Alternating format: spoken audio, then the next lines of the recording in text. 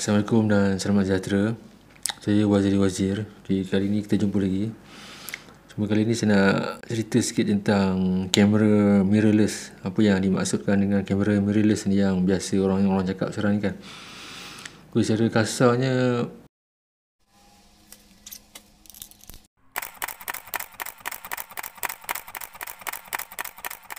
kamera mirrorless ni lah kamera yang tidak ada mirror ataupun cermin di dalam bahagian dalam kamera dia tu. Dan kita kena tahu juga kenapa perlunya mirror dalam tu. Dan sebenarnya dia merujuk kepada kamera dulu, kamera zaman filem dulu, dan digital SLR, yang mana dalam kamera tu ada cermin lah. Kalau kita boleh tengok dalam gambar ni kan, cermin tu tujuannya untuk membalikkan cahaya ataupun daripada subjek di depan tu akan pergi kepada cermin tu, dan cermin tu akan kita boleh tengok melalui viewfinder lah, baru dirakam oleh kamera. Cuma yang kamera yang mirrorless ni, dia merujuk kepada kamera macam bentuk SLR, DSLR, cuma dia tak ada mirror dalam tu. Dia terus kepada sensor, maksudnya daripada lens terus kepada sensor dalam kamera tu. Dulu kamera DSLR dia ada mirror ni. Mirror ni tujuannya itulah untuk menunjukkan, maksudnya subjek daripada depan tu, gambar subjek daripada depan tu, dia masuk, kita tengok masuk melalui lensa tu akan pergi kepada cermin tu, dan cermin tu pula akan pantulkan dia punya cahaya ataupun objek tu kepada melalui viewfinder yang kita boleh tengok ni. Macam ni lah yang dalam tu kan. So yang kamera yang terbaru ni dia bentuk macam DSLR, tapi dia tak ada mirror. So kita tak panggil dia DSLR. DSLR tu merujuk kepada single lens reflect. Yang reflect tu bahagian cermin tu lah. So yang terbaru tu macam kamera di sebelah kiri tu, yang Fuji X100T tu kategori mirrorless juga lah.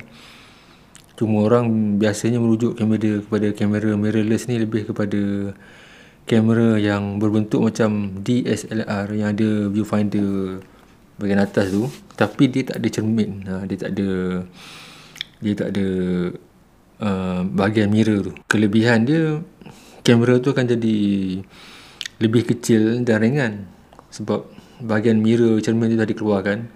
Dia jadi ringan lah dan kecil lah.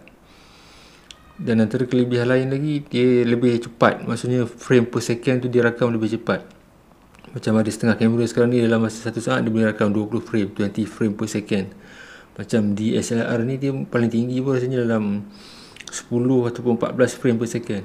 Pasal apa dia tak boleh laju lagi? Pasal nak orang kata cermin dia nak turun bawah, turun naik tu, dia ambil masa.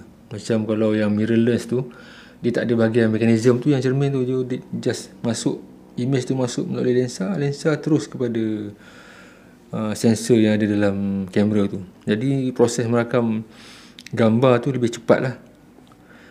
Lagi satu kelebihan dia, senyap ni macam kalau mengambil gambar tertentu, contoh dalam istana, dalam parlimen, ataupun dalam tempat-tempat yang sunyi, contoh dalam istana budaya yang ada teater, dia tak mengganggu persembahan tu. Dia tak mengganggu persembahan dan juga tak menambahkan bunyi yang ada dalam ruang tu. Maksudnya kalau kita pakai kamera yang DSLR yang lama tu, dia bunyi pergerakan cermin turun naik tu kadang-kadang mengganggu suasana. Ada setengah kamera tu memang kuat bunyi dia.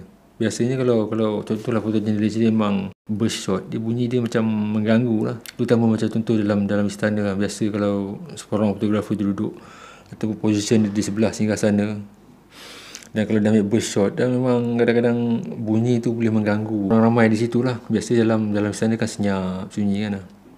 Di situlah kelebihannya pula kepada kamera mirrorless ni. Sebab bila tak ada cermin, dia bunyi memang hampir silent lah, memang hampir tak dengar. Kadang-kadang ambil gambar pun orang tak tahu, dah ambil ke belum ni, dia memang tak ada bunyi. Silent shutter. Itu antara kelebihan dia. Cuma kekurangan dia juga, antara kekurangan dia, bateri tak tahan lama. Sebab satu, saiz bateri dia kecil.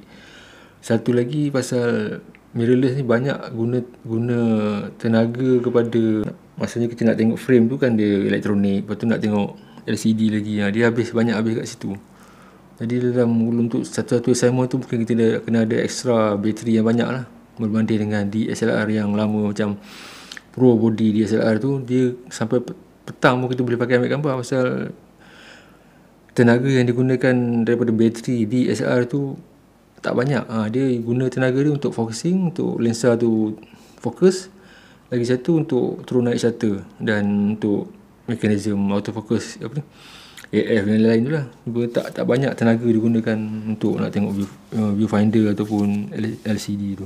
Lagi satu macam kekurangan mirrorless ni, biasanya body dia tak tahan lasak lah. Kebanyakan dia saiz kecil, dia compact. Cuma yang baru-baru ni sajalah yang ada dibuat body yang dibuat untuk profesional. Macam kalau yang dulu, yang awal-awal lagi mirrorless ni, dia body dia tak berapa tahan lasak sangat. Kalau jatuh ke susah nak on balik lah. Macam body DSLR yang lama tu terbukti kalau jatuh ke, macam biasa orang bawa pergi medan perang apa, jatuh kereta, jatuh motor ke, masih boleh pakai lagi. Cuma macam lagi satu sekarang ni, mirrorless kebanyakannya sensor dia pun dah besar, dia yang saiz dah full frame. Macam dulu sensor dia kecil tu maksudnya tak sama macam saiz DSLR kan. Jadi kualiti dia satu ketika dia dulu agak kurang. Cuma sekarang ni kebanyakan pengeluar kamera memang dah beralih kepada mirrorless, pasal kualiti sensor pun dah bagus, lensa yang dibuat untuk mirrorless pun dah bagus. Jadi tak timbul lagi apa, dari segi crop factor ni lah. Maksudnya kalau kita pakai lens wide, dia wide lah, dia bukan akan jadi tele kan lah.